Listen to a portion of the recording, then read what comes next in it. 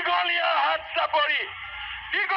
হাত চাপৰিৰে প্ৰধানমন্ত্ৰী মোদী ডাঙৰীয়াক অভিনন্দন জনাওক। হেল্ল' এভৰিৱান, মোৰ অন্য এটি ইনফৰ্মেশ্যন ব্লগ ভিডিঅ'লৈ আপোনালোকক স্বাগতম জনাইছোঁ। আৰু আপোনালোকে সকলোৱে জানে আমাৰ মাননীয় প্ৰধানমন্ত্ৰী নৰেন্দ্ৰ মোদী ডাঙৰীয়া তেখেত আহি অসমত উপস্থিত হৈছে। আৰু খানাপাৰা ফিল্ডত আজি দেওবাৰে খানাপাৰা ফিল্ডত শ হাজাৰ মানুহৰ উপস্থিতিত কি আশাৰ বতৰা লৈ আহিছে, এই সকলো কথা মাননীয় মুখ্যমন্ত্ৰী ডক্টৰ হিমন্ত বিশ্ব শৰ্মাদেৱে তেখেতে ৰাইজৰ উদ্দেশ্যে ভাষণত সকলো কথা বিৱৰি কৈছে। মাননীয় প্ৰধানমন্ত্ৰী কিয় অসমলৈ আহিছে, এই সকলো কথা ৰাইজৰ উদ্দেশ্যে তেওঁ ভাষণত ৰাখিছে। গতিকে ময়ো আপোনালোকক মাননীয় মুখ্যমন্ত্ৰীৰ ভাষণ অলপ শুনোৱাব বিচাৰিছোঁ। গতিকে আপোনালোকক লৈ যাব বিচাৰিছোঁ খানাপাৰা ফিল্ডত। বলক ভিডিঅ' আৰম্ভ কৰোঁ। 22 তাৰিখে ৰাম মন্দিৰ যেতিয়া প্ৰধানমন্ত্ৰী ডাঙৰীয়াই প্ৰাণ প্ৰতিষ্ঠা কৰিছিলে, আমি টিভিত কোনে চাই আছিলো? সকলোৱে। তেতিয়া মোৰ লগত একেলগে ক'ব, জয় জয় শ্ৰীৰাম, নৰেন্দ্ৰ মোদী, ভাৰত মাতা কি।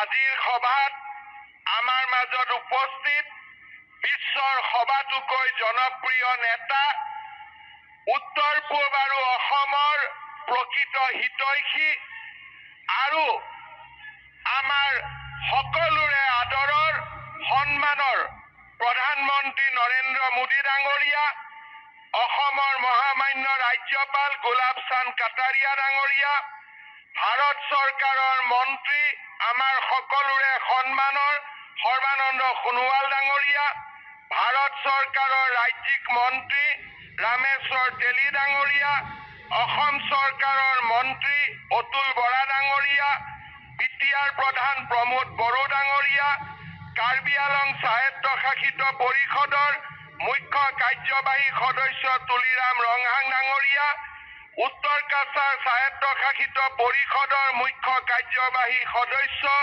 দেবুলাল গাৰ্লুচা ডাঙৰীয়া আৰু ভাৰতীয় জনতা পাৰ্টীৰ সন্মানীয় সভাপতি ভৱেশ কলিতা ডাঙৰীয়া, মোৰ সেৱাৰ থলী ৰাইজ, আই মাতৃসকল আৰু যুৱক যুৱতী বন্ধু বান্ধৱীসকল, আজি অসমৰ বাবে এটা সোণালী দিন, এটা আমি পাহৰিব নোৱাৰা নতুন ইতিহাস ৰচিব খোজা এটা নতুন সুৰুজমুখী দিন।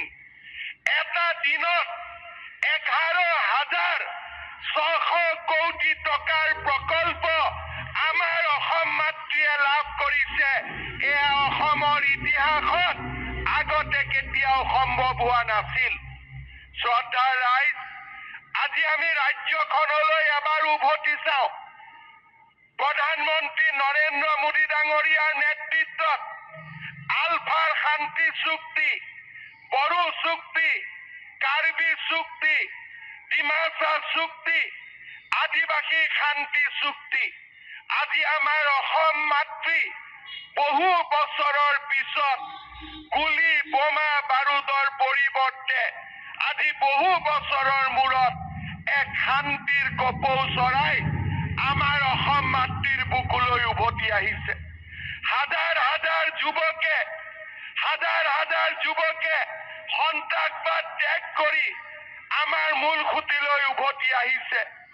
অসমবাসী ৰাইজক মই হিয়াৰে অভিনন্দন জনাওঁ যে যোৱা 3টা বছৰ আমাৰ ৰাজ্যত কোনো ধৰণৰ এটাও আন্দোলনৰ কাৰ্যসূচী নোহোৱাকৈ আমাৰ ৰাজ্যখনে আজি বিকাশৰ নতুন অশ্বমেধ যজ্ঞলৈ গতি কৰিছে।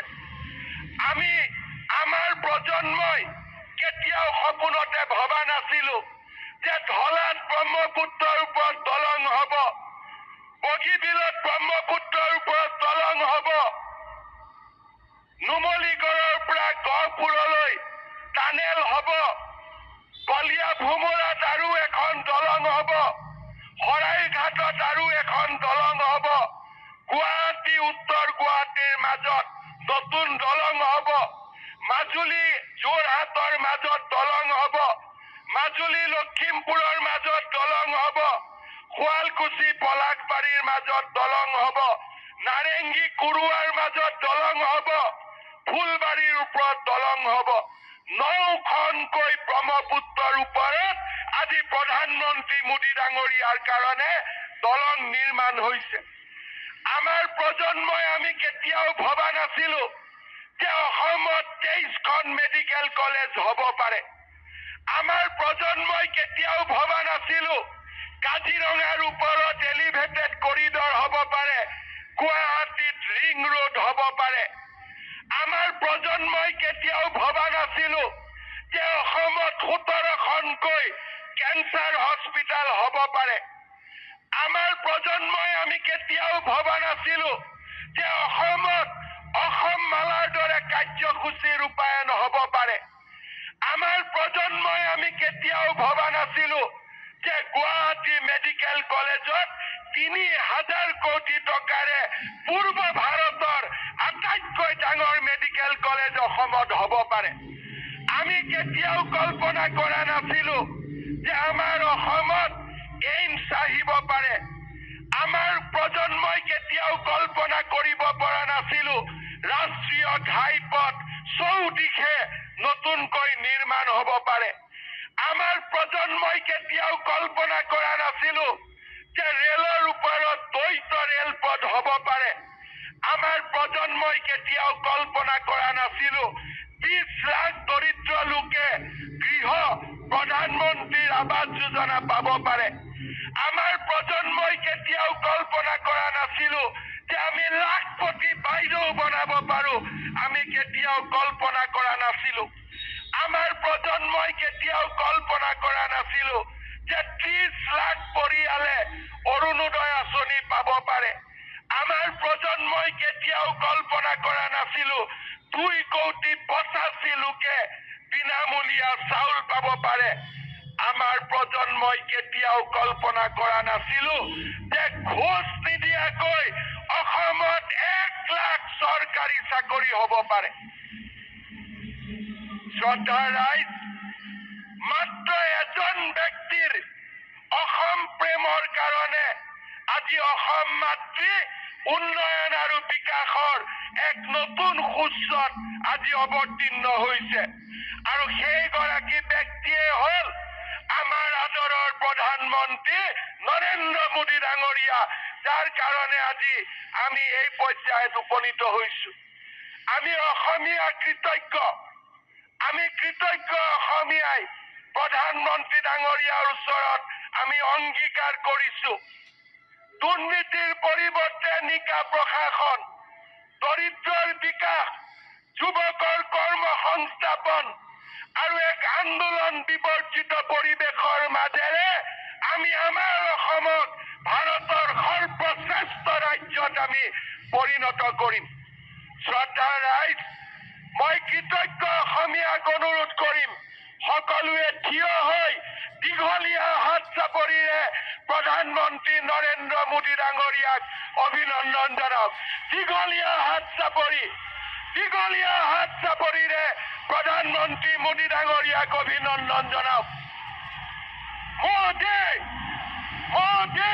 গতিকে এইখিনি ইনফৰ্মেশ্যন আপোনালোকক জনাবলৈ চেষ্টা কৰিলোঁ। ভিডিঅ'টি ভাল লাগিলে লাইক, কমেণ্ট, শ্বেয়াৰ কৰিব। এনেকুৱা ইনফৰ্মেশ্যনবোৰ পাবৰ কাৰণে মোৰ চেনেলটি আপোনালোকে ছাবস্ক্ৰাইব কৰিব। নেক্সট ভিডিঅ'ত পুনৰ লগ পাম। থেংকছ ফৰ ৱাচিং। নমস্কাৰ।